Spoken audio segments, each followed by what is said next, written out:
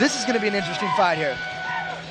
I think so. I wouldn't be surprised if Joe Stevenson shoots right from the get-go for the takedown. He's not going to box, not even for 5 seconds. He's going to shoot, just like you said, Steve. It's going right down.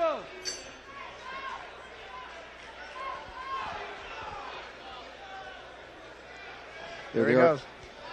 Oh, nice sprawl there by Meaders. I'm surprised to see Steven go straight to his back. Stevenson on his back. This is going to be interesting here. He says his favorite finishing move is the triangle choke.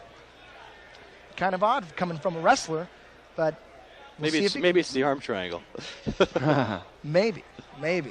Stevenson on the bottom with the black. Nice sweep there by Stevenson. Let's see if he can. He's got full mount. No, he's got half mount or half guard, whichever perspective you like. That was a nice sweep. That was a textbook sweep. And he finished it. He didn't get intimidated when the guy tried to push back. So. Yeah, it looked like Joe was in trouble there for a second, but he's exactly where he wants to be right now. I think Joe's going to start pounding down soon. He passed the guard. Meaders is in trouble now. It's time for him to do the damage from this position while he's got the opportunity. And that would be with the knees, correct? I would say knees, or he can make a little space and throw some right hands. You know, I would love to see him go knee to belly and raise up and really pound down with some space. A lot of wrestlers don't feel comfortable in the mount. We'll see if what Joe Stevenson's philosophy is. You know, one of the problems with the mount is you know, it's if a guy is versed on his back, he's able to escape the mount and put you possibly into your guard. The side control allows you to do a lot of damage. Like here, you see him getting some knees, but he's not getting through. Meaders defending well. Meaders. I believe it's harder to get a guy off of side. Well, that's not even a belief. That's a fact. It's harder. Of course, it's harder to control a guy if you keep him inside control. But now there's much more available to you offensively if you mount. And if you get rolled when you mount, your mount just isn't good enough. You need to train it. The mount is a very technical position. It's like riding a wild horse. You just don't get on a horse and ride it and expect to stay on. You got to practice it. There's a lot of technique. Like when a guy like, I've said this before, like a Hickson Gracie or a Jean-Jacques Machado mounts you, you're done. You're not going to roll. You're done. And it's the mount is very hard to perfect. That's why a lot of people like staying in side control, and there's a lot more available to you. Your punches are a lot more effective, and you have both arms available to you for arm bars. They can roll. You can take their back. You know, I'm kind of impressed with Eric's composure on the bottom because he's getting a lot of pressure here from Stevenson. And he's working hard to escape, but Stevenson is just holding him down. Yeah, right now he's holding him down. Stevenson on top with the black Rage trunks. Eric on the bottom with the black tap out. The knee to belly that I love so much, but he doesn't quite have it. Looks like he might go for a headlock, neck crank. What do you call that? It's a headlock choke. I call it a headlock choke. The Mark Coleman move. He's got a head and arm here. I don't know if he's going to twist for a neck crank. You know, if he does that, see now Eric's on his back. He's in a bad position. He's in a bad position here. He's on his back. He should flip over onto his sides quickly. He's trying to bridge with his arms, but it may be too late. You know, he's safe here. It's just very painful. Yeah, he's safe as long as the guy doesn't smother him with his chest. Looks like Stevenson almost gave up the move. And he almost got the leg around the head. That would have been an escape. Looks like Joe is really trying to stay in side control, and Meaders' hips aren't quite as mobile as Dwayne Ludwig's hips, that's for sure. And I'm surprised Stevenson's not looking to work that arm and trap it for a hammerlock. He's coming down. It looks like he's going to throw a knee to the head here, and there it is. Right on cue, Chris. Right on cue. He will probably go there again because Joe's got a clean path with that right knee and tries to chop again. Yeah, not very many fights end this way. As a matter of fact, I can't think of one that ended this way. I mean, side control is great for control, but finishing, it's tough unless you go for an Americana or some kind of Kimura. Looks like Stevenson almost got the back of Eric, and now he's pounding down. Yeah, and he kept the side position. Even though Eric is resisting, he's being controlled in this fight by Joe Stevenson. Yeah, he's being manhandled here. Absolutely, Steve. Well, with Steven's wrestling background, I mean, that's the area where he lives. He's going to be able to hold him down. And Meaders is reversing now. I would go to fours here if I was Meaders. He might have a better chance of escaping by lifting up on all fours. But normally I wouldn't agree with that, but in this fight you're absolutely right, Chris, because I don't think Joe Stevenson's going to take his back. I don't think he has the jiu-jitsu skills to sink in his hooks and finish that one. Nice forearm strike there by Stevenson from the top. It's the end of round 1. Whoa. Easy one to call. Yeah, Joe Stevenson owned that round. He definitely owned that round. You know, Eric tried a couple of escapes, could not solve the problem of the side control from Joe Stevenson. Well, I expect more of the same in this one. Stevenson is probably going to shoot for that single or double leg takedown. And there they touch the gloves. Round 2. Stevens against Meaders. He's going to shoot right away. Will he shoot off a jab or a kick? There's the jab. Oh, there. Eric Meaders teeing off with that right hand. Remember in the first round, it was Stevenson who fell back onto his back. Yep.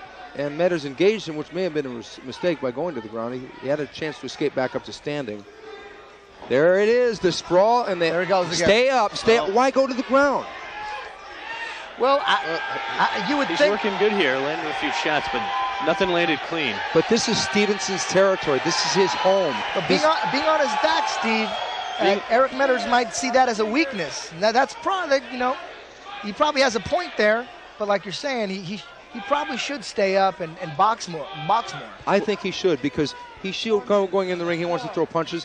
Why go to the ground and engage a guy who may be able to sweep you, get mount, or get side control again and win the fight under decision? And maybe he thinks the sweep was a fluke. But I tell you, he's starting to land a couple punches. Yeah, the tide is definitely turning in this fight here. He neutralized the shoot of Stevenson. Could Stevenson be winded at this point? He was real busy in that first round. Earlier, right when this round started, I thought about that for a second. It looked like he might be tired, but he wrestles so much, he just can't be tired. Okay, there's what he didn't want. Now, right hand by Stevenson.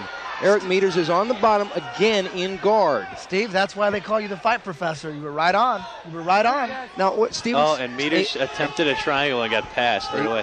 I think it was a bad time for him to do that, and now he's paying the price for it, because I think he's going to get stuck here for the rest of the fight if he doesn't get finished. Up against the fence, they got that left knee, which will be a dangerous weapon here.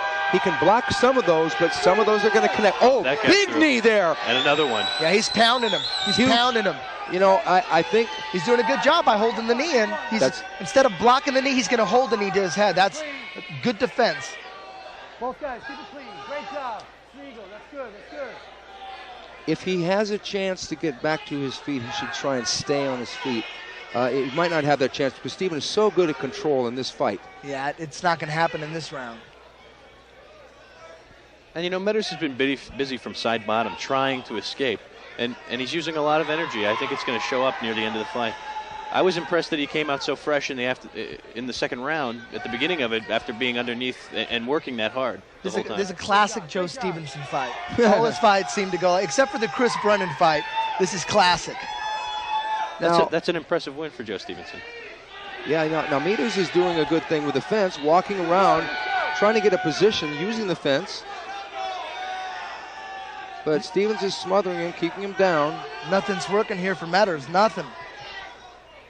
What will Stevenson do? Will he go for a submission? Will he just try to ground and pound with that left knee and the punches? He's just going to keep pounding it away and get a decision. There's that left knee again. And he's really set up to finish with a hammerlock if he wants to. Absolutely. I just don't think that's his game plan. Explaining to a novice who isn't familiar with the sport, hammerlock is an arm lock from the side. Instead of the key lock, which is up by the head, it's like a reverse key lock where the hand is down by the hip.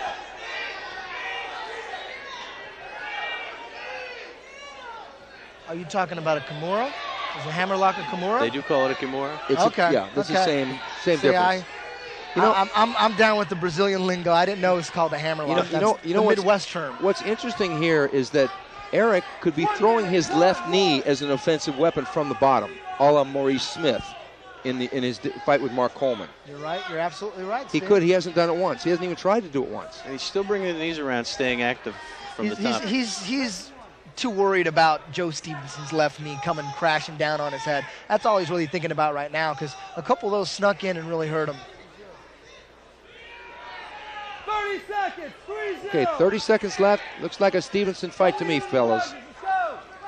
If Meaders doesn't do something quick, he's definitely going to lose by decision. He needs a submission or a lot of punches and a knockout. He cannot win a decision at this point, in my opinion. I think in everybody's opinion here, Steve. Well, you never know. This one will be a unanimous decision. Joe Stevenson, typical fight, ground pound, smother, attack. Interesting to see Joe Stevenson sweep, though, twice. That we haven't seen from him. Yeah. Okay, there we go. That's the end of the fight. Joe Stevenson up and amped up. He knows he was in control, getting the crowd into it.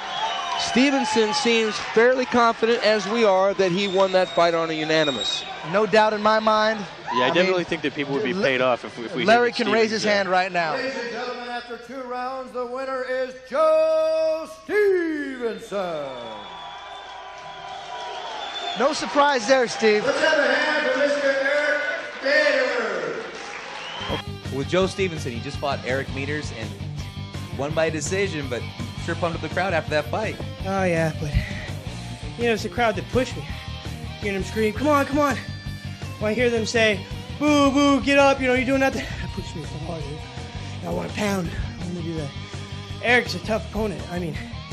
Took it to me. I could have won it anyway. He's great.